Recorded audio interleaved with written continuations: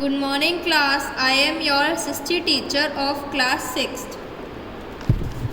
Today we will continue the reading of chapter number 2 of geography, which is on page number 13. Open page number 13. Now let's start the new topic, which is hydrosphere. All forms of water on our earth form the hydrosphere. So the oceans, seas, lakes, rivers, streams, waterfalls, water vapor in the air, glaciers, ice and snow are all parts of the hydrosphere. All life depends on water. Nearly 95% of all water is in the oceans and seas and is salty. Only 5% is available as fresh water. How many oceans do we have? It is actually one water body that has been named differently at different places. All oceans merge into each other. We already know that the oceans over 71% of the world. Apart from the four oceans, the Pacific, Atlantic, Indian and Arctic, many geographers call the water surrounding Antarctica as the Southern Ocean. It is place where the waters of the Pacific, Atlantic and Indian Ocean merge.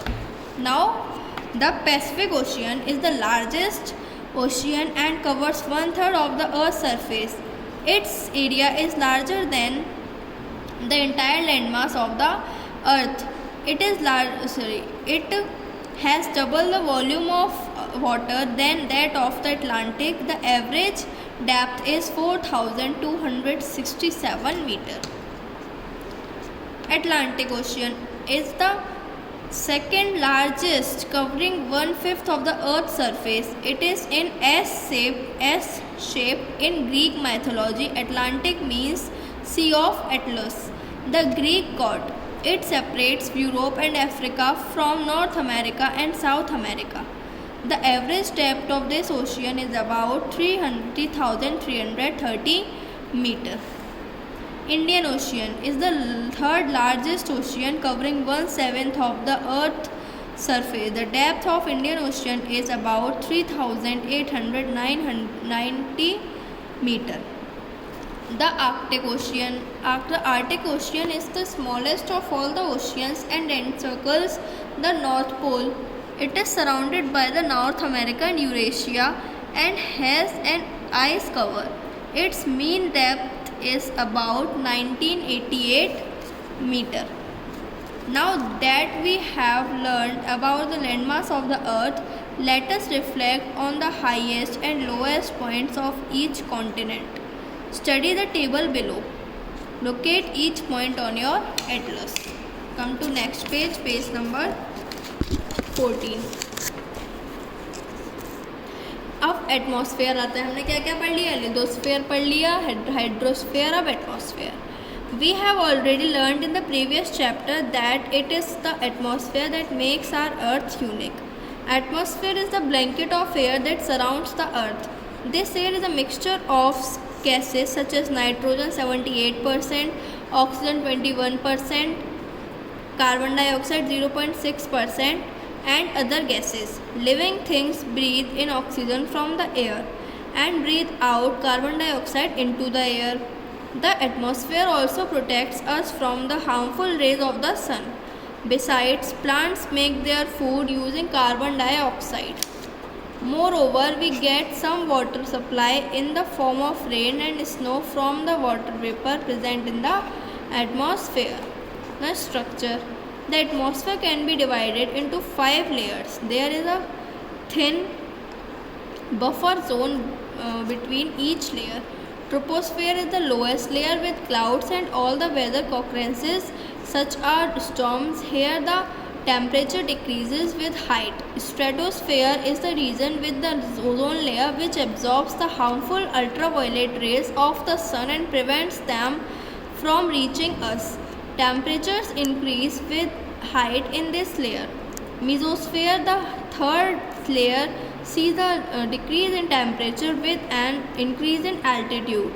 Ice crystal clouds are found here. Thermosphere is a very hot layer where the temperature of the gases are extremely high. Exosphere is the outermost limit of our atmosphere. Here the atmosphere merges into space. Now biosphere. There is a very narrow zone where land, water and air come in contact with each other. Because of an ideal situation, all living things, different types of organisms and plants are found in this zone. It extends a large above and below the surface of the land and in water and air. This is called biosphere. The organisms may be divided broadly into plant kingdom, animal kingdom and of course human beings are the most important occupants of the biosphere. There are about 1 lakh species of animals and 3 lakh species of plants found in this biosphere. Some of these species cannot be seen with our naked eyes and some are as big as elephants. This is the biosphere where atmosphere, hydrosphere and lithosphere merge together. Dinosaurs lived on the earth a long time ago, about 65 million years ago. There were sudden and drastic changes in the environment. The dinosaurs could not adapt to these changes and soon become extinct. It was now that mammals finally got a chance to develop and spread quickly in many forms. Thus, many new life forms, including man, came into being. This natural process goes on endlessly. Man and environment.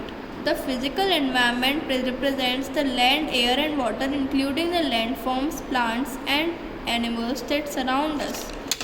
Changes in the environment happen naturally. Such changes are usually gradual and affect life. Forms over millions of years. However, in the past few centuries, there have been rapid changes in the physical environment on account of following actions of man. Rapid population growth. The world population of human beings keeps doubling every 15 to 20 years. Today, world population is more than 7,220 million. Since the land area is the same and other resources are limited, this has put heavy pressure on land and other resources of the earth and forced several animal and plant species out of existence. Deforestation. Cutting down of forests is a direct result of a growing human population. Forests are essential for maintaining the balance of gases in air. Trees provide food and shelter for animals. When we cut trees, animals are forced out of existence. The main cause of environment pollution are man's various activities. These include the large number of transport vehicles, factories, use of chemical fertilizers and pesticides in agriculture, generating huge quantities of waste in kitchens, laboratories, factories, offices, hospitals, etc. They are making water bodies dirty and polluting the air by adding more carbon dioxide and many undesirable gases to it. Now next is population.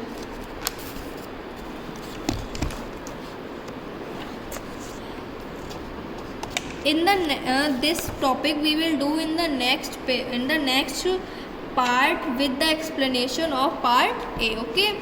So we will do the reading of the chapter in the rest reading of the chapter in the part C. Now you have to read this part A and part B both with a time thoroughly, okay, and understand by yourself, otherwise I'll explain you. Okay. Thank you class and have a nice day. Goodbye.